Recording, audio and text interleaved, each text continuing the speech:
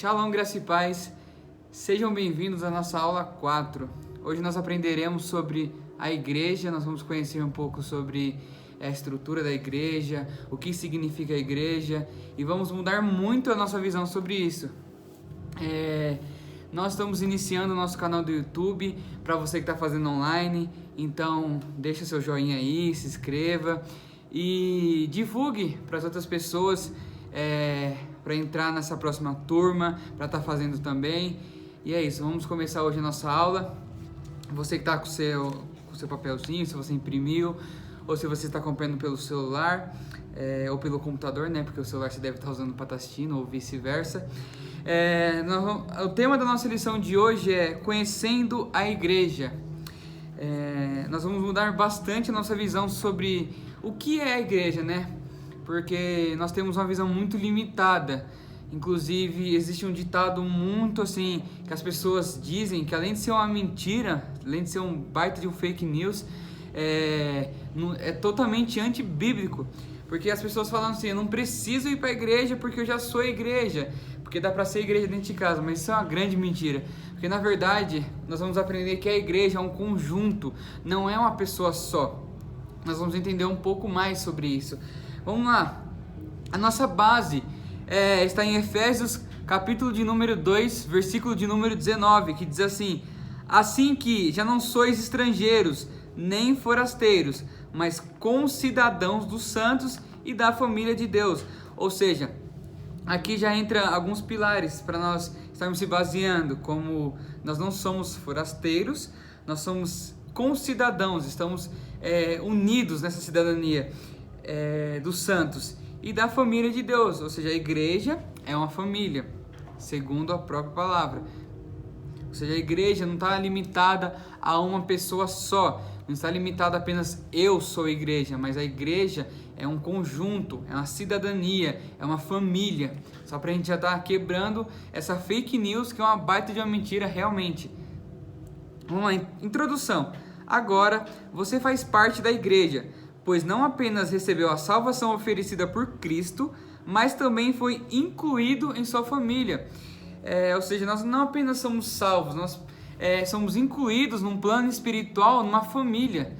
Ou seja, Cristo era apenas um, e nós nos tornamos muitos irmãos. Cristo ele nos deu essa cidadania, essa filiação com Deus. Amém? A palavra igreja, nesta lição, não está restrita a uma denominação, ou seja, não é a placa, não é a denominação que significa a igreja, nem ao local onde você frequenta os cultos. Depois do plano idealizado por Deus para salvar os homens, a igreja é a proposta mais inteligente da divindade. Ou seja, após o plano de salvação individual para cada um de nós, a igreja, como diz aqui, é a proposta mais inteligente da divindade. Ou seja, Deus ele não quer apenas que nós sejamos salvos e pronto, acabou. Porque as pessoas têm esse fake news na cabeça, essa visão limitada sobre essa questão, mas não é bem assim. Ser igreja é ser uma família, é ser concidadãos, é estar participando de uma cidadania.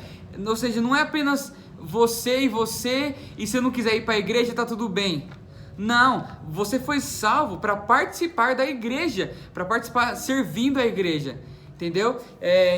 Compartilhando a sua salvação para outras pessoas, compartilhando daquilo que Jesus fez na sua vida. Ou seja, você não foi salvo para você ficar sozinho, para você ficar aí nas quatro paredes. Você foi salvo para participar de uma família, de ser parte de uma família. Amém? Vamos continuar. Aqueles que seriam salvos formariam um corpo, porta-voz da salvação para outras pessoas.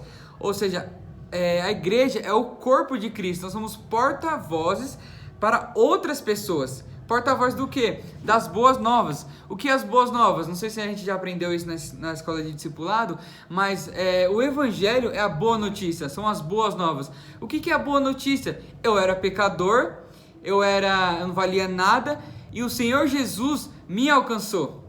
O Senhor Jesus me transformou, o Senhor Jesus me libertou e eu fui salvo por Ele. E através dessa salvação que o Senhor fez na nossa vida, nós como irmãos, como família, nós iremos ser porta-vozes dessa mensagem, dessa transformação da nossa vida, dessas boas novas. Ou seja, isso é ser igreja. Não ache que você é igreja sozinho. Não, não existe isso. As pessoas confundem em ser templo do Espírito Santo e ser igreja, algo totalmente diferente. A igreja, ela é um conjunto, é uma família, não é individual. A Bíblia realmente relata que nós somos o templo do Espírito Santo. No entanto, em Atos, dá uma visão mais ampla sobre a igreja, que a igreja nunca foi individual. Inclusive, se você for parar para ler o Novo Testamento, nem precisa ser de forma tão minuciosa, tão detalhada. É só você perceber que Paulo ele faz as cartas às igrejas, ou seja, cada igreja era composta por muitos membros. Quando iria se destinar às pessoas, era bem claro nisso. Ou seja, a partir daí nós já podemos entender que a igreja ela não é individual. A igreja é uma família, a igreja é um corpo. A igreja ela está como um porta-voz de quem? De Jesus Cristo, aquele que nos salvou, que nos libertou. Ou seja, primeiro em nós, depois através de nós. Amém? Vamos dar continuidade. Quem faz parte da igreja dá continuidade ao trabalho de Cristo na terra. Ou seja, Deus ele não nos salvou para nós estarmos apenas consumindo, comendo, desfrutando. Deus ele não salvou a gente para isso. Deus ele nos salvou para nós alcançarmos outras pessoas. Deus derramou o Espírito Santo, não foi para nós, foi para que através de nós alcançássemos outras pessoas. Que nem eu falei agora, primeiramente através de nós, primeiro em nós, na verdade, né? A questão do primeiro em nós está retratada na seguinte maneira, de que primeiro o Espírito Santo ele transforma a nossa vida, ele nos liberta e ele nos enche de poder para que nós venhamos alcançar outras pessoas. Não é unicamente, exclusivamente para nós. O Espírito Santo nos enche de poder e nos capacita para ir alcançar outras pessoas. Amém? Isto é ser uma bênção para o mundo, ou seja, isso representa ser uma bênção para o mundo. Quando as pessoas usam essa frase, eu sou igreja, eu não preciso estar na igreja porque eu sou igreja, primeiramente, que eu já falei, não tem nada a ver, é antibíblico, falso e também é totalmente egoísta. Porque está muito longe daquilo que o Senhor Jesus nos ensinou. O nosso propósito aqui na terra é alcançar outras vidas, é propagar o Evangelho como igreja, unidos, cada um exercendo uma função no corpo de Cristo, cada um fazendo aquilo com o qual foi chamado por Deus, cada um tem algo para fazer no reino. O corpo de Cristo é formado por vários membros, não apenas por um. A igreja é esse corpo, cada membro tem uma função específica, isso está relatado na Bíblia. Amém? Ou seja, você faz parte desse corpo, você tem uma parte específica nesse corpo. Por exemplo, vamos a nossa igreja hoje. Sem a intercessão, muitas vezes não vai ter um ambiente de uma atmosfera assim no culto. Às vezes os céus vão estar fechados porque falta uma intercessão, falta alguém se colocando na brecha, falta alguém orando, falando que os céus sejam abertos. Se não tiver uma vida de adoração, um ambiente de adoração através dos levitas, não tivesse a igreja sendo levada para esse ambiente de adoração profunda, íntima, se não tiver esse ambiente, essa atmosfera, o corpo, a igreja não vai estar andando num propósito que é estar encontrando a Cristo, está adorando a Cristo em espírito e em verdade. Ou seja, isso é um exemplo bem básico, mas tem outros exemplos. Muitos foram chamados para serem evangelistas, só que quando a gente fala de chamado, por mais que seja individual para cada um, mas o nosso chamado depende da oração da igreja, depende da oração dos nossos pastores, da nossa intercessão. Ou seja, a igreja ela funciona dessa maneira. Enquanto um está ministrando, entregando a palavra, tem outro estendendo as mãos. Enquanto um está entregando a palavra, tem outro lá chegando para levar um alimento, levar uma comida, está cuidando da parte da ação social. A nossa igreja está funcionando hoje dessa maneira. Temos o Ministério Multimídia, que cuida da parte da iluminação, cuida da parte da live da igreja, para que as pessoas sejam alcançadas. Ou seja, tudo que nós fizermos dentro da igreja é para as pessoas. Nós, como família, nós devemos alcançar outras pessoas, trazer mais pessoas para essa família, para serem participantes dessa família conosco. Amém? Ou seja, o exemplo que eu dei agora foi de quando um está pregando, outro está orando. Enquanto não tiver uma luz na igreja, como que vai captar bem a live? Ou seja, é um exemplo de como a igreja funciona como família. Como a igreja está funcionando como uma família. Vamos lá. O que é a igreja? Primeiro tópico. O que é a igreja? Vamos sanar essas dúvidas de uma vez só e acabar com essa mentiraiada de que eu sou igreja, já era. Nós já entendemos que a igreja não se trata de individualismo. Não se trata de forma alguma sobre isso. A palavra igreja quer dizer uma reunião de pessoas chamadas para fora. Ou seja, olha isso daqui. A igreja é chamada para fora.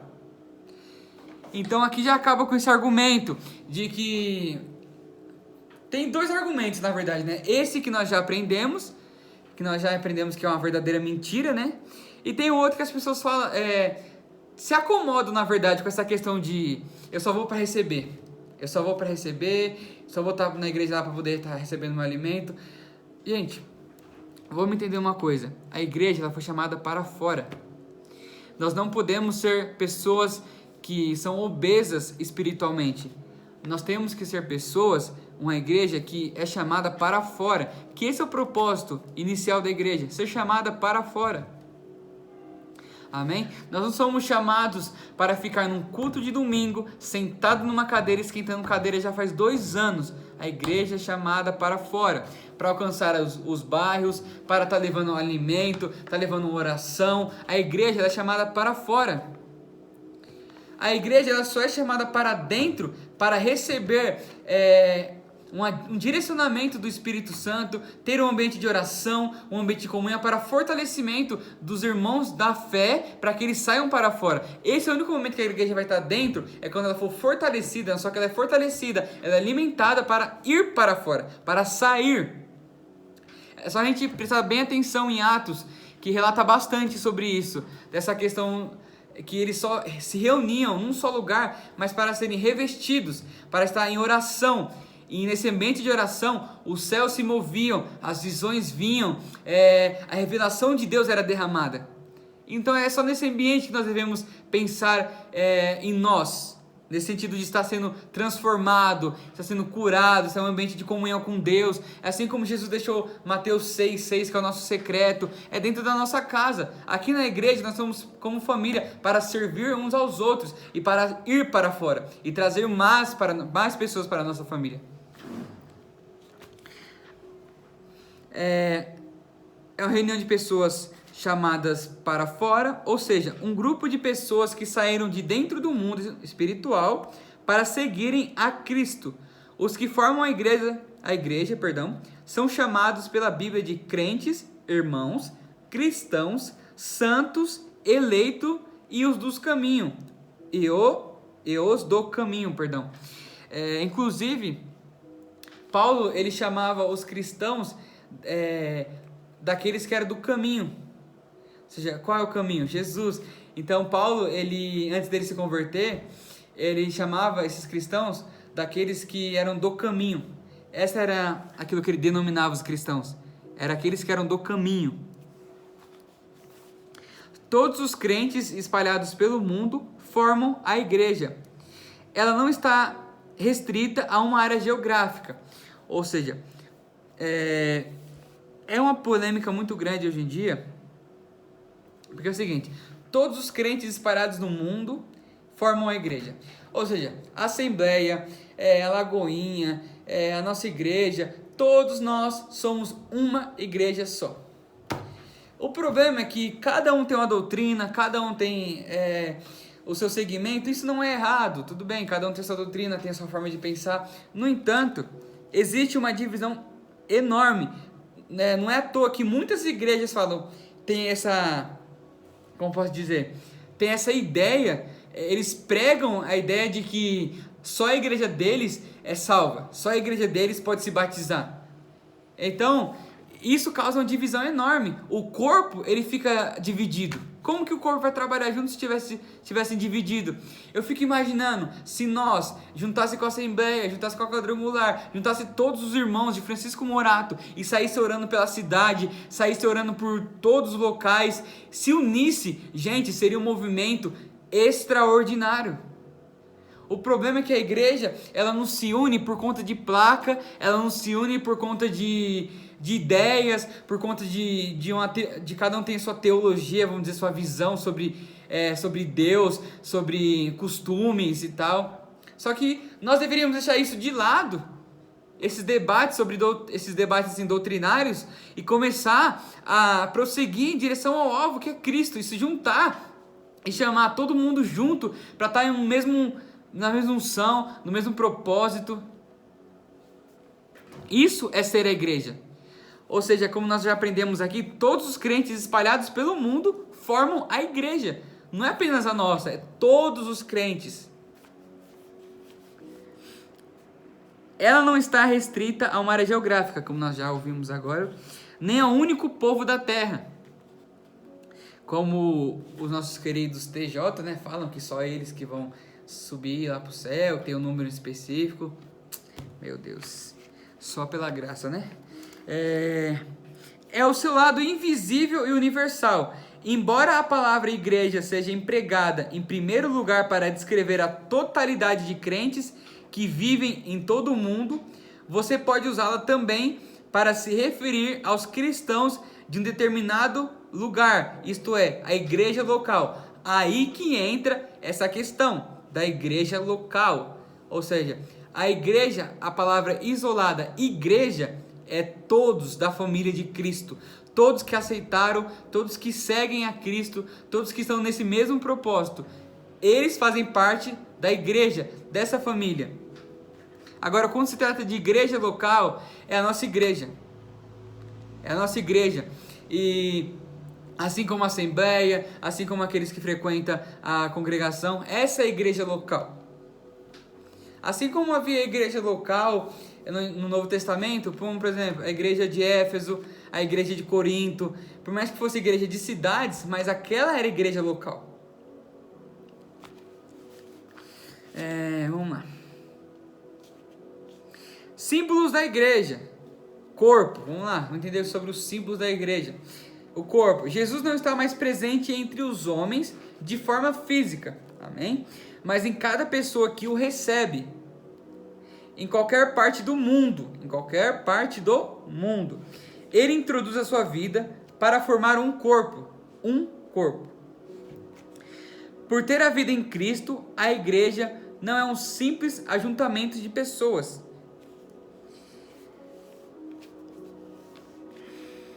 Uma associação ou um clube, ou seja, não é simplesmente um ajuntamento de pessoas, uma associação ou um clube, é um organismo, algo que tem existência, tal como o corpo humano, que é composto de muitos membros e órgãos que funcionam em prol de uma vida comum.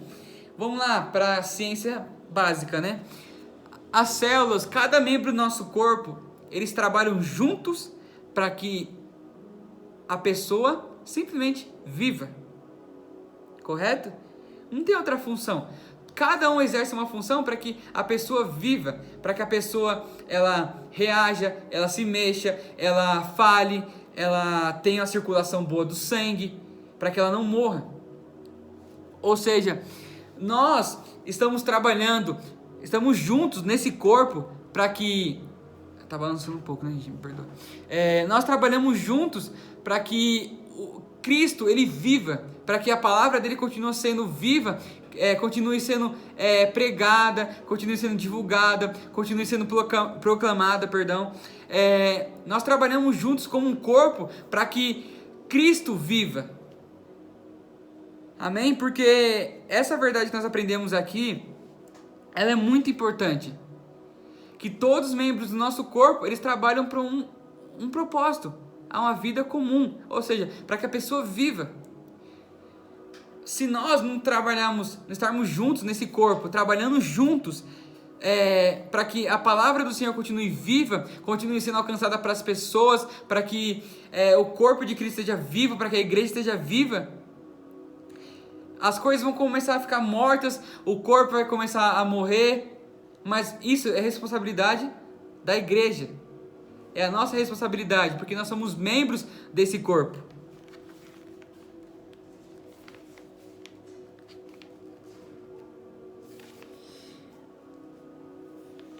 Da mesma forma que o ser humano é um, mas tem milhões de células vivas, assim também é a igreja, um só corpo, mas constituído por milhões de pessoas nascidas de novo, por meio do Evangelho de Jesus.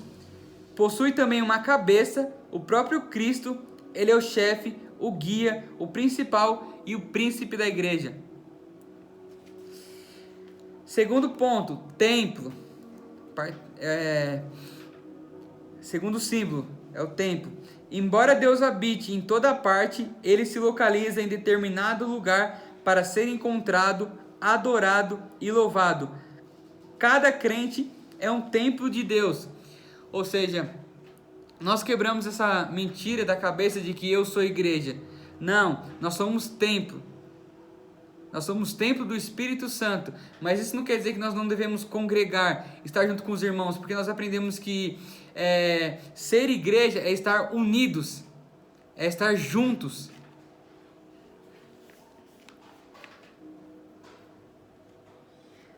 Cada crente é um templo de Deus.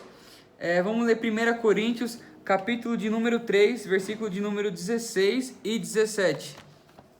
1 Coríntios 3, versículo 16 e versículo 17. Vocês não entendem que são o templo de Deus e que o Espírito de Deus habita em vocês? Deus destruirá quem destruir seu templo, pois o templo de Deus é santo e vocês são esse templo. Aqui está falando de nós. Como que nós destruímos o templo? Como nós destruímos o templo que somos nós? Através do pecado, através de tudo quanto é desagradável ao Espírito Santo. O principal de todos é o pecado. Ele destrói o templo. Ele destrói o nosso templo, que é o Espírito Santo. Que somos nós, nós somos templo do Espírito Santo. É assim que nós destruímos esse templo.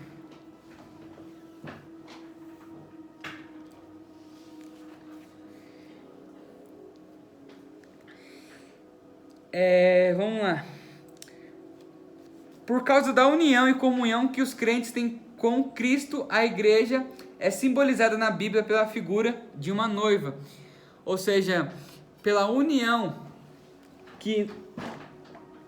e comunhão que nós temos com Cristo, nós nos tornamos noiva. Nós nos tornamos noiva de Cristo. Em 2 Coríntios, capítulo de número 11, versículo de número 2, vamos ver o que está dizendo lá.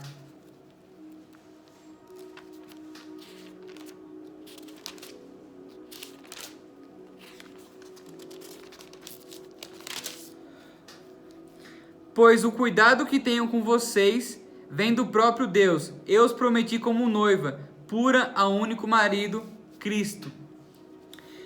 Ou seja, aqui é Paulo falando para a igreja de Corinto. Ele fala que está preparando a igreja como uma noiva pura para um marido, para uma pessoa, para Cristo. Fala do nosso grande encontro com Cristo na eternidade, quando nós seremos arrebatados, quando nós seremos glorificados com Cristo. Então Paulo, ele trata a igreja nesse sentido como noiva, que vai ter um encontro com Cristo. Ou seja, quando a noiva ela vai casar, ela se arruma, ela está com as vestes limpas, as vestes brancas, está bem arrumada, está bem preparada para o grande encontro, para o grande dia que é o casamento. Então assim simboliza a igreja. Nós estamos dia após dia buscando nos arrumar, limpar nossas vestes, estarmos limpos e puros para o grande encontro com o nosso noivo, que é Cristo. Paulo afirma que prepara os crentes de Corinto para os apresentar como uma virgem pura a um marido, a saber, a Cristo.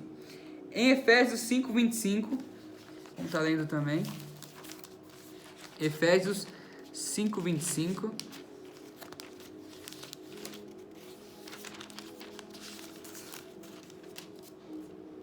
Maridos, ame cada um a sua esposa, como Cristo amou a igreja, ele entregou a sua vida por ela. Aqui fala de um amor comparativo que o marido tem que ter, é um amor semelhante ao de Cristo.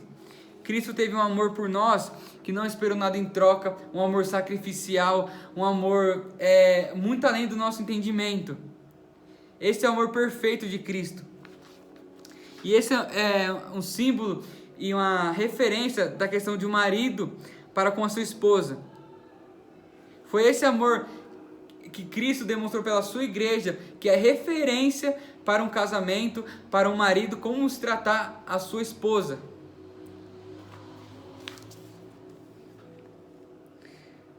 O apóstolo declara que Cristo amou a igreja e a si mesmo se entregou por ela. A noiva e o noivo viverão juntos para sempre. Hein? Anotem também Apocalipse 22:17. E o terceiro símbolo, família. Você agora é membro da família de Deus. Como que nós nos tornamos membros da família de Deus? Através do momento que nós aceitamos a Cristo, nós passamos a viver com Ele e junto com nossos irmãos que também aceitaram, que também receberam essa salvação, nós nos tornamos membros dessa família, desse corpo, membros da igreja. Ou seja, novamente, se você vê alguém postando essa frase aí, essa fake news, esse negócio totalmente fora do normal, que não sei porque as pessoas falam isso, eu não preciso ir para a igreja porque eu sou a igreja, já fala isso para ela, já explica isso para ela, que não existe isso nem na Bíblia. A única parte que fala é que nós somos templo, mas de quem? Do Espírito Santo.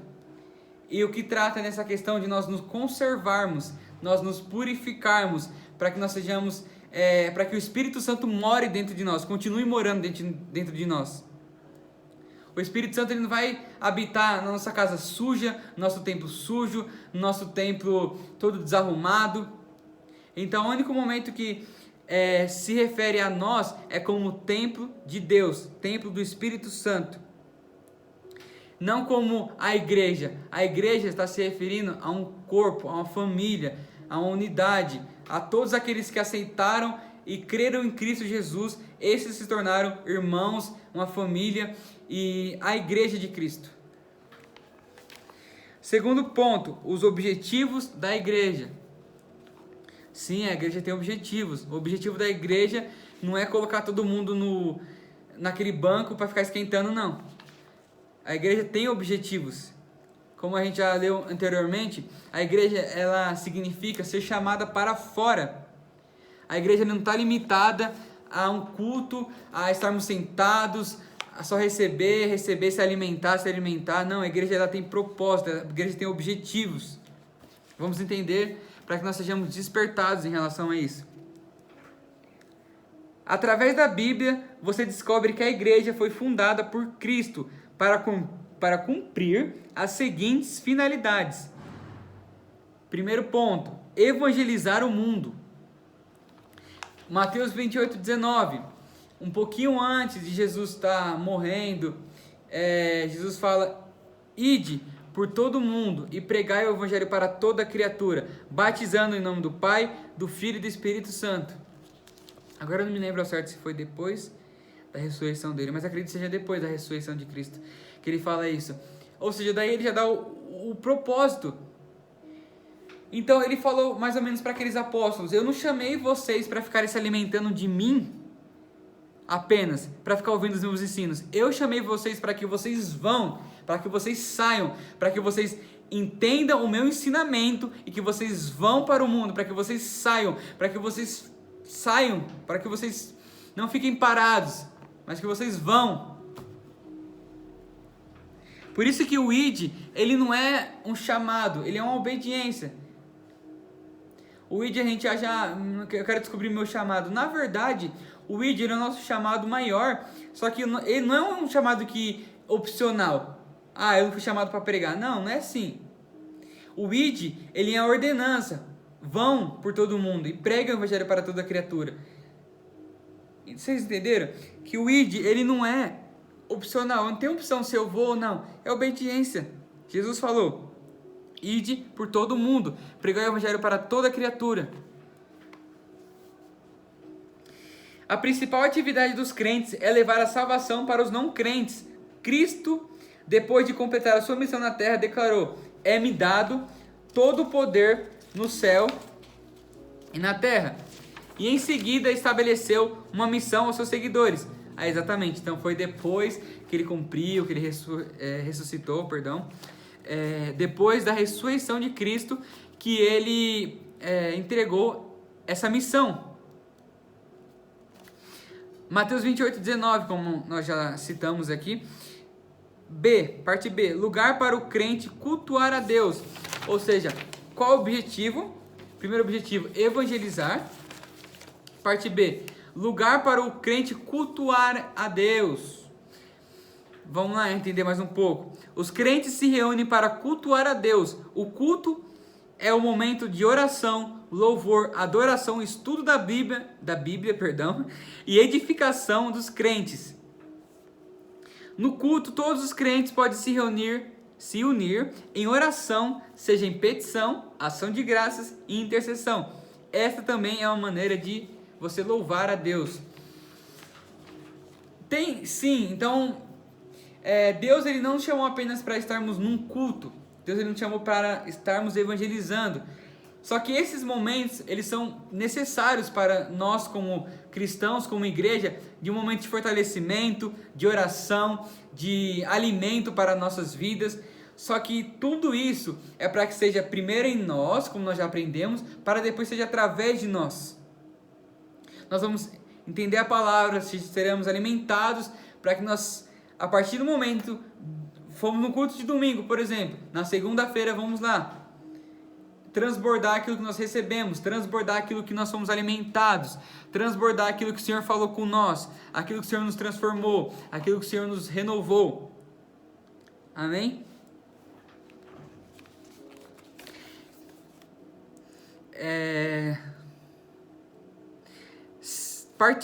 Terceiro ponto, né? Lugar para o crente praticar a mordomia cristã. Eita Deus, essa parte aqui, hein?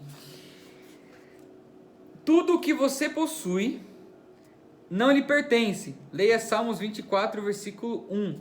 Aí vocês leem aí. Por isso não tem mais o direito de fazer o que quer. Deus agora está em primeiro lugar em sua existência. Isso inclui sua vida, seu templo, seus talentos e suas finanças. Você deve aplicar na igreja a sua vida com o melhor de seus esforços e dedicação. Aqui está o ponto que nós precisamos colocar na nossa cabeça, fixar. Deus, ele nos dá dons, talentos, Deus ele nos abençoa financeiramente, porém, é para que nós sejamos mordomos dele. Mordomos. Em que sentido? Você tem algum talento, eu tenho certeza disso. Por mais que você ache que não, mas você tem. Só basta você descobrir. Mas tudo que você tem tem que servir como mordomo, entregar isso para a igreja, para que a igreja alcance outras vidas, para que a igreja alcance os não crentes lá fora. Nós temos como objetivo, nesse segundo ponto, nesse terceiro ponto, na verdade, o objetivo da igreja é para que o crente ele pratique a mordomia cristã. A mordomia é o quê? Nós aprendemos esse princípio na escola de discipulado. Mordomia é servir e não ser servido. Amém? Nós estamos para servir, porque Jesus fala, nem o Filho do Homem veio para servir, nem o Filho do Homem veio para ser servido, mas para servir. O próprio Jesus fala isso. Amém? Vamos lá. Quarto ponto, ou letra D. Lugar para o ensino da disciplina e norma de conduta cristã. Ou seja, aquela questão da doutrina. Doutrina nada mais, nada menos do que a questão dos ensinos. Da doutrina que nós devemos seguir, da conduta do cristão. Essa doutrina é a conduta do cristão mediante a vida, mediante as atitudes, mediante o comportamento, mediante ao que vai falar. Nós somos doutrinados. Um exemplo muito top de doutrina para cada um de nós é Provérbios. Provérbios ele nos doutrina muito segundo os ensinamentos do coração de Deus. É algo muito forte, vai muito ao nosso encontro, é algo muito confrontador, mas é necessário. É a nossa doutrina. Ou seja, esses são os objetivos da igreja. Nós sim, temos o nosso momento de ser alimentados, sermos confrontados, sermos ensinados, mas o objetivo da igreja principal é levada para fora. Nós não podemos ser igreja de 4 paredes. Nós não podemos ser igreja por placas. Nós devemos ser igreja para fora, igreja para os não crentes, igreja para aqueles que necessitam de salvação. Vamos lá, terceiro ponto, as 2 ordenanças da igreja. Vamos só revisar aqui o que nós aprendemos até agora. O que é a igreja? Nós aprendemos sobre o corpo, o templo, a família. Agora nós aprendemos também sobre qual o propósito da igreja, que a igreja não está apenas limitada a um culto de domingo, a um templo. Na verdade, o templo faz parte de um dos pilares da igreja. O templo, ele é para que os irmãos se reúnam em oração, assim como os irmãos se reuniam nas casas no Novo Testamento, no cenáculo, quando eles foram cheios do Espírito Santo. Esse é o ambiente que é o templo. A igreja não é o templo. A igreja, ela foi chamada para fora. A igreja é uma família, como nós já aprendemos. A igreja, ela não é individual. A igreja é unida, é um corpo, trabalhando junto para que Cristo viva, para que a palavra do Senhor seja viva e eficaz e seja alcançada para muitas e muitas nações e muitas pessoas. As 2 ordenanças da igreja. Há 2 cerimônias ordenadas por Cristo. Talvez alguém já deve saber aí quais são essas 2 ordenanças, que acontece bastante na igreja, né? Inclusive para quem já passou no encontro, né? Todos já passaram. Sabem que no encontro, no momento final, nós temos o batismo, e através do batismo nós temos no segundo domingo do mês agora, né, a nossa ceia. E nós vamos aprender sobre isso, exatamente sobre isso. Vamos lá. As 2 cerimônias ordenadas por Cristo para que os crentes a pratiquem: o batismo em água, cerimônia de ingresso do novo crente na igreja. Ou seja, quando nós nos batizamos, nós nos tornamos participantes da igreja. Aquela questão, nós morremos para o antigo eu, aquele que era totalmente contra a igreja, contra uma vida doutrinada, contra uma vida reta e justa diante de Cristo. E a partir do momento que o crente decide se batizar, ou a pessoa que decide se batizar, ela se torna participante da mesma fé, do mesmo propósito. Porque a igreja é um corpo, a igreja não pode ficar parada. Ou seja, a pessoa que se batiza, ela decide: eu vou morrer para aquilo que eu fazia para o mundo e vou começar a fazer as coisas para Deus. Eu vou ser participante do corpo de Cristo, vou fazer o corpo de Cristo andar, se mover.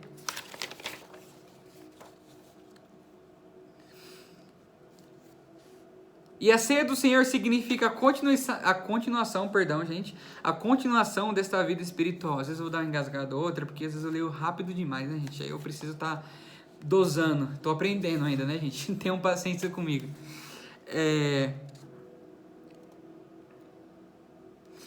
A ceia do Senhor significa a continuação desta vida espiritual. Por isso, o crente deve participar dela, para manter sempre a comunhão com o Senhor Jesus. Por quê? Quando fala aqui, na verdade, que a ceia do Senhor significa a continuação desta vida espiritual, quando nós tomamos a ceia do Senhor, a palavra fala que Jesus disse para cada um de nós que nós deveríamos tomar a ceia em memória dele. Quando nós tomamos a ceia, nós lembramos do sacrifício de Cristo, que o Senhor nos perdoou, e é o momento de nós revisarmos a nossa decisão do batismo, por exemplo. lembrar que nós morremos para nós mesmos. E a Bíblia fala para que cada um examine a si mesmo. O homem se examine a si mesmo. Porque quando nós decidimos nos batizar, pelo menos o que era para ser, o batismo é sobre arrependimento de pecados, deixar uma velha vida. Aí cada um se autoanalisa e pensa: eu vou deixar essa velha vida, assim como João Batista pregava, raça de víboras, se arrependam. As pessoas entendiam aquela mensagem e confessavam os pecados para o João Batista. As pessoas confessavam os pecados para o João Batista. Isso está relatado na Bíblia. Ou seja, cada um se examinava, entendia, conhecia o pecado que tinha na vida deles. Então, através daí que vem essa questão da ceia. A ceia é o momento de nós continuarmos essa decisão e estar nos revisando. O que ainda tem dentro de mim que eu preciso estar deixando para trás? O que de alguma forma eu deixei tomar conta de mim, do meu velho homem? Eu preciso me examinar e deixar isso e lembrar que Cristo me restaurou, me libertou, me curou e eu sou salvo. Então, a continuação do batismo é a ceia. Daí nós iremos lembrar de Cristo, nós vamos pegar o sangue e falar: Cristo entregou o sangue por mim, Ele me purificou. Então a decisão que eu tomei naquele batismo foi porque Cristo Ele me purificou. Cristo, Ele entregou o seu corpo, Ele morreu por mim. Aí nós comemos o pão. Você entende essa continuação? Tá lembrando do sacrifício de Cristo, do amor de Cristo por nós. Como em igreja, sabe? Em unidade. Você percebe que é tão ruim você tomar ceia durante a pandemia, sozinho lá, às vezes na sua casa. A gente quer se reunir como igreja, porque tá todo mundo lembrando do sacrifício de Cristo. Tá lembrando daquele que morreu por nós, que nos purificou, que nos libertou. Amém? O batismo, vamos lá, vamos falar sobre as duas ordenanças. Vamos falar sobre o batismo. Através do batismo em água, você dá o testemunho público da sua identificação com Cristo, a nova vida iniciada a partir da conversão. Ou seja, o batismo ele é uma confissão pública. Por isso que ele não acontece, por exemplo, sozinho assim. Ele é sempre relatado na Bíblia das pessoas que se batizaram, porque é uma confissão pública. Eu estou confessando publicamente que eu decidi largar minha vida antiga. E a minha nova vida se inicia a partir dessa conversão. Ou seja, muita gente se batiza por emoção, por não entender muito bem, mas o batismo é uma conversão. É o início da nossa conversão, da nossa mudança.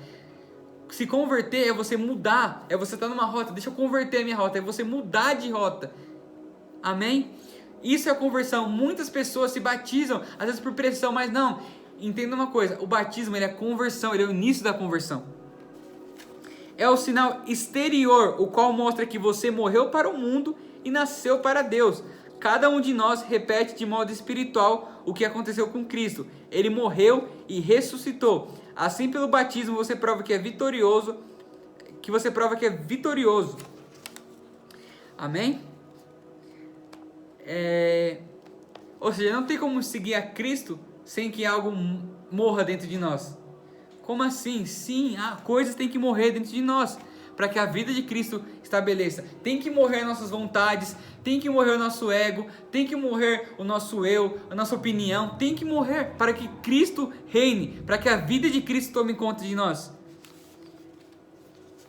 Ou seja, por isso que tem esse batismo, para que nós venhamos morrer para o nosso eu. É falar assim: eu não quero mais saber de mim, eu quero seguir a Cristo agora e ouvir a Cristo.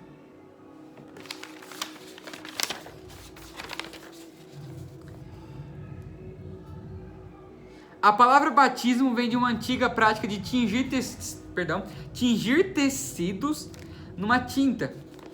Ou seja, batizar estava ligado a submergir uma tinta nos tecidos. Os tecidos, quando eram pintados, eles eram colocados submergidos na tinta, ou seja, colocados bem profundo na tinta, e depois levantava e via que estava todo assim coberto de tinta, todo pintado. Aí depois colocava para secar, para que ficasse certinho, né? Então, daí que vem a palavra batismo. É o sentido de imergir o tecido no líquido escolhido para a cor desejada. Ou seja, você for imergido em Cristo e agora você carrega a tinta de Cristo. Você está pintado por Cristo. As pessoas veem você agora, através dessa confissão pública, as pessoas veem que você está pintado por Cristo, que você foi submergido àquelas águas e você deixou aquilo que era velho para trás e agora você está submergido por Cristo.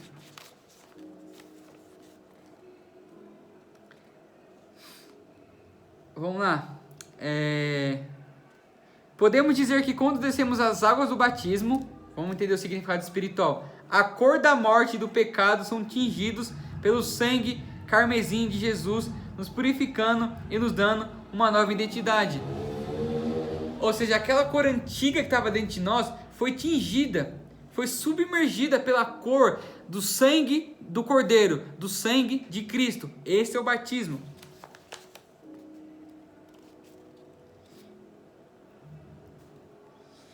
Vamos lá.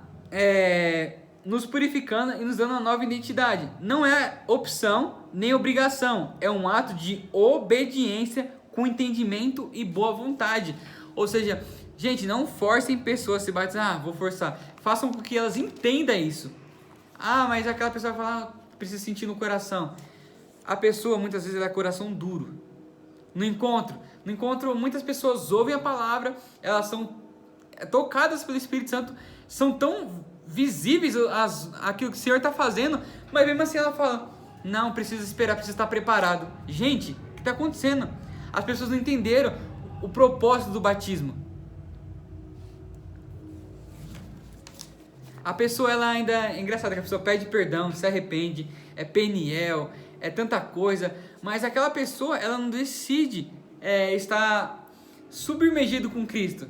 Ela só quer uma salvação pela metade, uma transformação pela metade. E isso não dá, gente. Tem que ser totalmente, tem que ser submergido em Cristo. Não é opção, não é obrigação, como nós aprendemos. Mateus 28:19, batizando-nos, ide por todo mundo, pregar o evangelho para toda criatura, batizando em nome do Pai, do Filho e do Espírito Santo.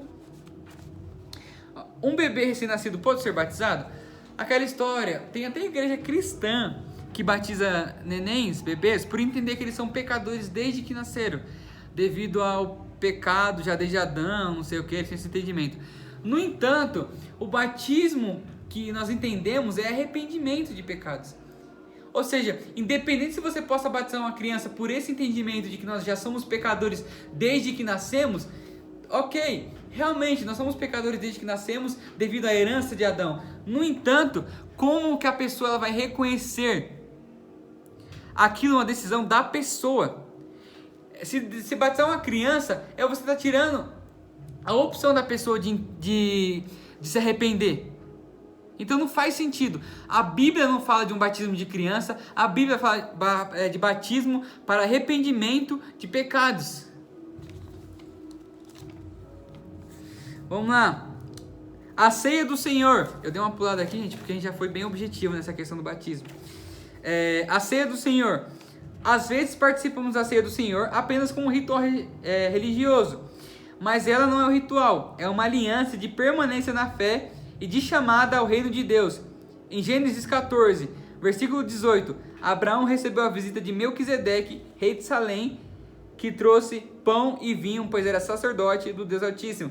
Ou seja, a ceia no Antigo Testamento já simbolizava uma aliança. Amém? Uma aliança entre o homem e Deus. Como naqueles dias ainda não havia redenção, Deus veio a Abraão para sinalizar os primeiros passos da fé. A partir daí, Abraão começou a entender que a aliança parte de Deus para o homem, porque depois da queda o homem ficou bloqueado, não tendo mais condições de assumir, partindo dele, uma aliança com Deus. Ou seja, nós não conseguimos por nós mesmos assumir uma aliança com Deus. Nós precisamos do próprio Deus assumindo uma aliança conosco.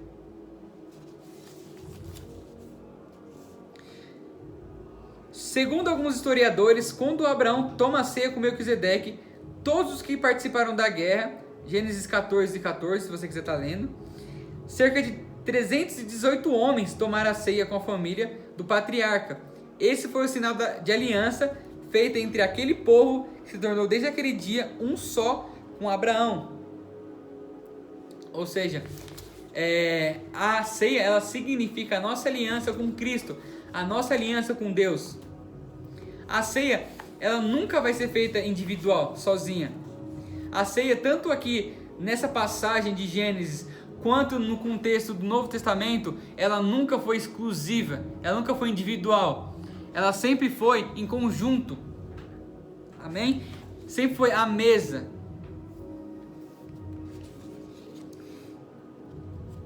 A ceia de aliança antes do Calvário, em Mateus 26, versículo 17 ao 30, foi um sinal de que todos entrariam numa dimensão profunda de redenção e que veriam um tempo novo para eles.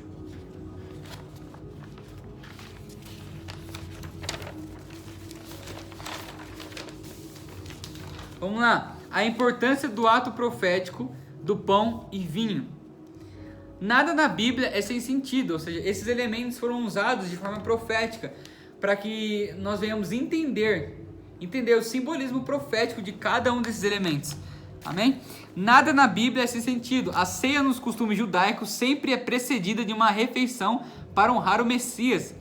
Há uma oração em hebraico pronunciada na ceia que diz: Bendito sejas tu, Senhor nosso Deus, Criador do universo, que tira o pão da terra. Bendito sejas tu, Senhor nosso Deus, Rei do universo, Criador do fruto da videira. Tal oração demonstra o reconhecimento da soberania de Deus, do Deus das alianças, que nos dá os elementos necessários para que a aliança com Ele seja instituída. Jesus diz: Eu sou a videira verdadeira, João 15, versículo 1.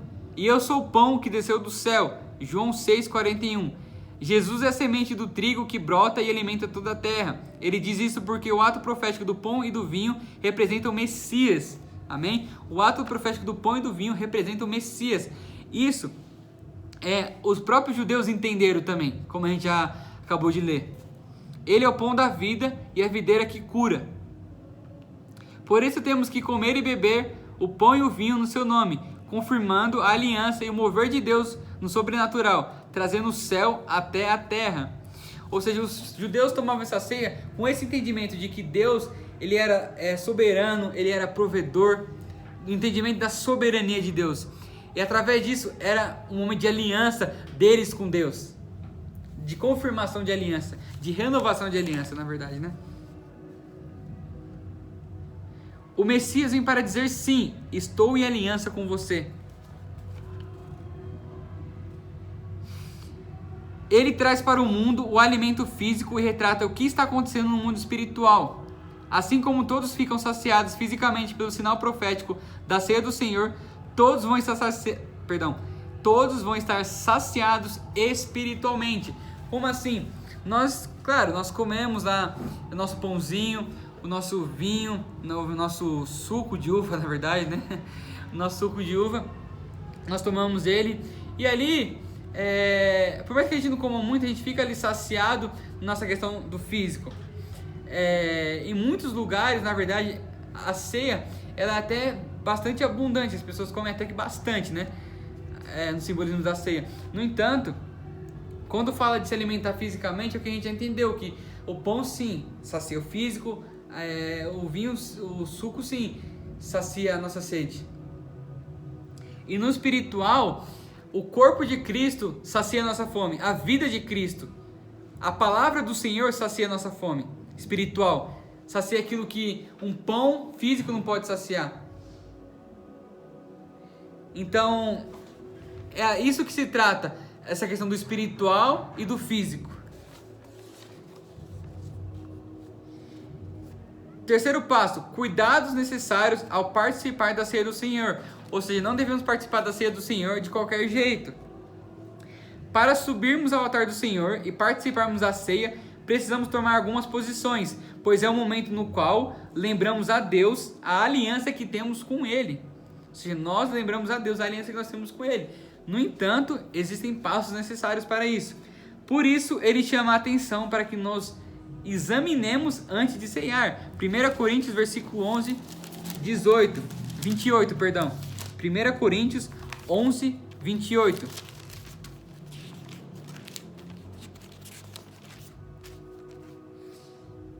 Portanto, examine-se antes de comer do pão e beber do cálice.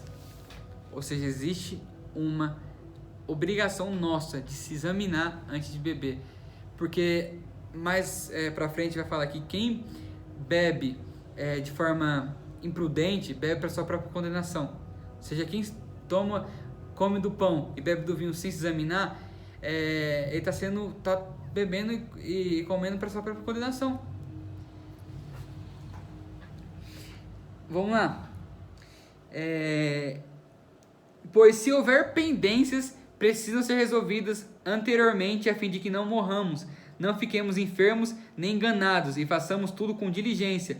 Depois que fizermos esse exame, comeremos e beberemos. Ou seja, toda vez antes de tomar a ceia, de comer do pão, faz o seguinte: se examina, vê se tem alguma pendência com o irmão, com alguém, porque você está lembrando a sua aliança com Deus. Mas o que consiste essa aliança? Não se esqueça, essa aliança consiste de você estar participando de uma vida com Cristo. Você está participando de um só propósito com Cristo. Ou seja, se você está totalmente fora daquilo que Cristo instituiu, você precisa estar se examinando. Se você pecou, se você está fazendo as coisas de qualquer jeito, tem que estar se examinando. Depois que fizermos esse exame, comeremos e beberemos. É diferente dos que pregam que quem estiver em pecado não pode tomar ceia. Eita! Muito pastor coloca de banco. Ah, pastor, pequei. E agora? Vai ficar de banco, vai ficar sem tomar ceia. Isso é totalmente fora da Bíblia. Porque fala para se examinar antes de tomar ceia. Ou seja, se arrepende. Se arrepende verdadeiramente, genuinamente.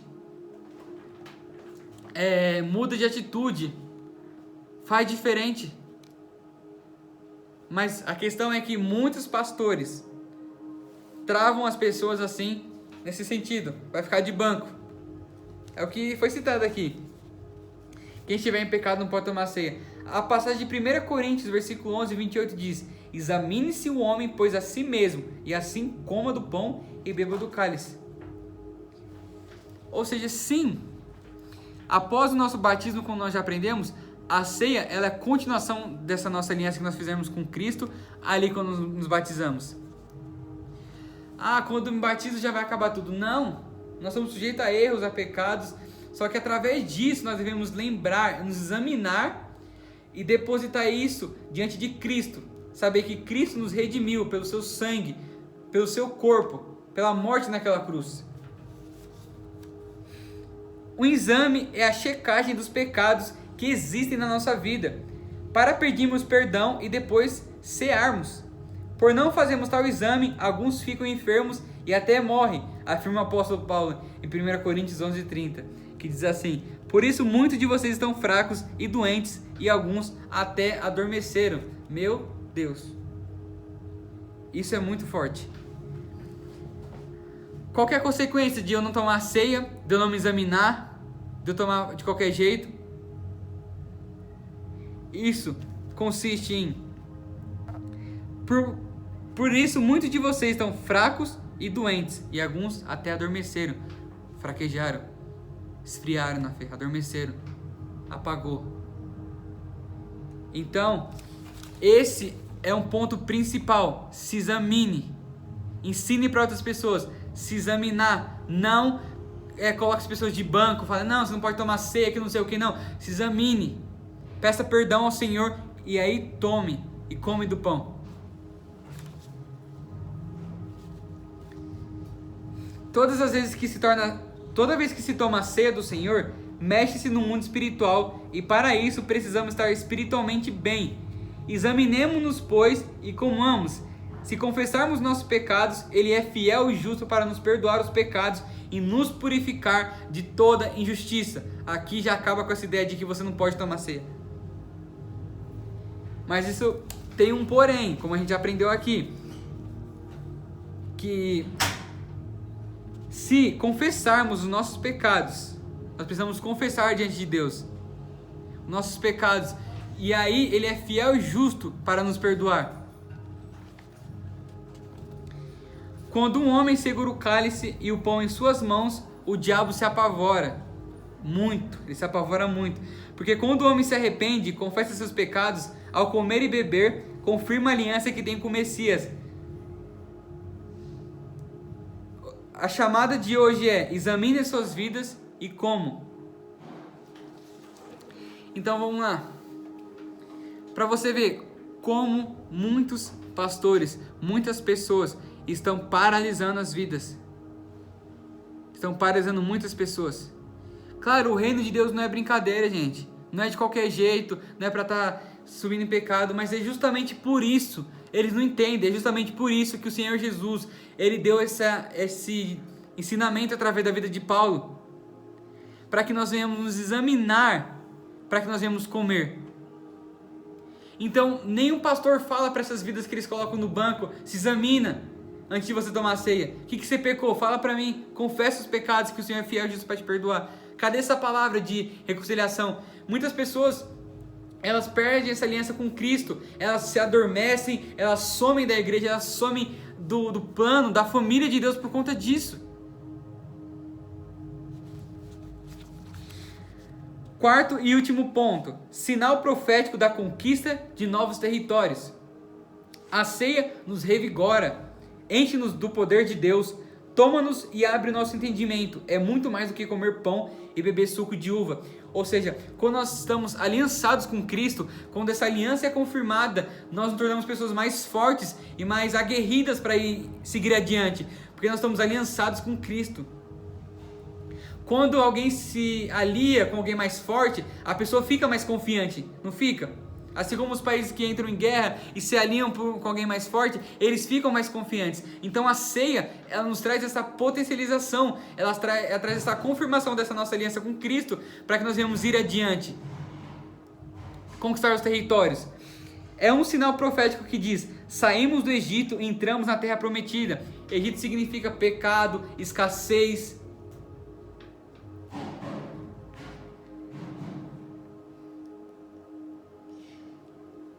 Todas as vezes que o povo de Deus participava da ceia, era tempo de conquistar território novo. Há uma ceia citada em Apocalipse 19:9, que Jesus ministrará para uma multidão incontável, construída por todos os homens do dia de Adão até os nossos. Ceia esta que inaugurará mais uma conquista territorial. Será as ceias das bodas do Cordeiro, com salvos. Nela, todas as promessas de Canaã celestial se cumprirão, confirmando o triunfo de todo aquele que perseverou na aliança. Ou seja, haverá uma última ceia com o nosso Jesus, com o nosso amado, com o nosso Cristo. Haverá essa última ceia. Amém? Ou seja, nós aprendemos sobre o que é a igreja. Nós aprendemos que a igreja não está limitada a uma pessoa, a um individual. Nós aprendemos que a igreja, ela tem objetivos, que a igreja não está apenas ligada a uma pessoa, a estar sentada numa igreja, estar só recebendo, se alimentando. A igreja, ela tem propósito, a igreja, ela tem objetivo, a igreja está aqui na terra para ir para fora, alcançar outras vidas. Amém? Então que você esteja revisando esse estudo.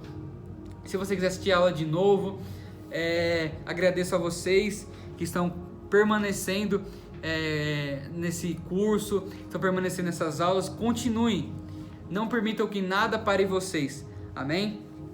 Então que vocês venham crescer em conhecimento do que é a igreja, para que todo esse egoísmo saia de você achar que você é inferior ou superior a alguém, porque qualquer uma dessas coisas é muito egoísta da nossa parte. Nós devemos entender que cada um de nós temos um objetivo específico, que é alcançar outras vidas, e nós só conseguiremos fazer isso juntos, cada um cooperando juntos, para que o corpo de Cristo venha a estar crescendo, para que a igreja do Senhor venha a estar crescendo, e que nós venhamos alcançar os não crentes, os que estão lá fora.